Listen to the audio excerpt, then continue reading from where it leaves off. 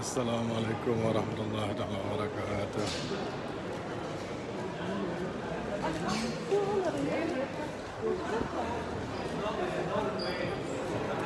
Suasana Stasiun Kereta Api Aarhus, kota raya di Denmark.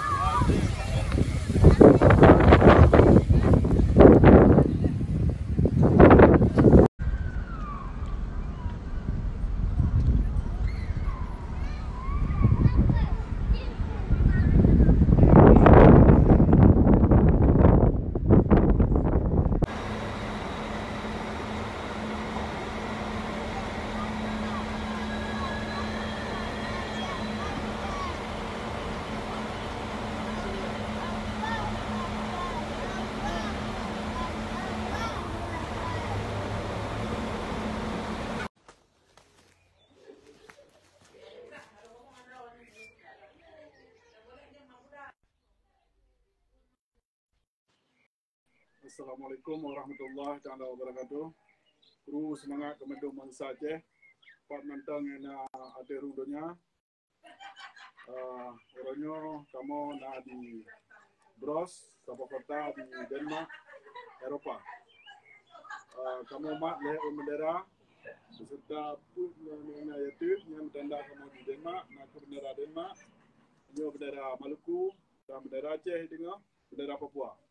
Tanya mak leh benderanya bukti tanya kerjasama dengan Papua, Maluku dan Aceh untuk tertuntut kitanya Aceh, Papua dan Maluku merdeka atas tanah Hordo dan yang mendung hanya melanggar dengan hukum mentang lebih-lebih hukum Indonesia karena menulis pembukaan Undang-Undang 45 kemerdekaan itu ialah hak segala bangsa dan perjanjian tasmiah harus dihapuskan karena tidak sesuai dengan peri kemanusiaan dan peri keadilan. Hanya baca dan pegah dalam bahasa Melayu supaya itu di bangsa Papua, bangsa Maluku dan bangsa-bangsa lain. Kami atas nama Aceh Sumatera National Liberation Front dan Aceh Sumatera Kultur di Denmark, kami berdiri 3 bendera yang membuktikan atas kerjasama kami untuk memerdekakan negeri kami, yaitu Maluku, Aceh dan Papua. Kami mempunyai hak untuk merdeka di tanah kami sendiri, yaitu Aceh, Papua dan Maluku. Dan hal itu tidak melanggar dengan hukum PBB, hukum bangsa-bangsa, dan begitu juga dengan hukum Indonesia.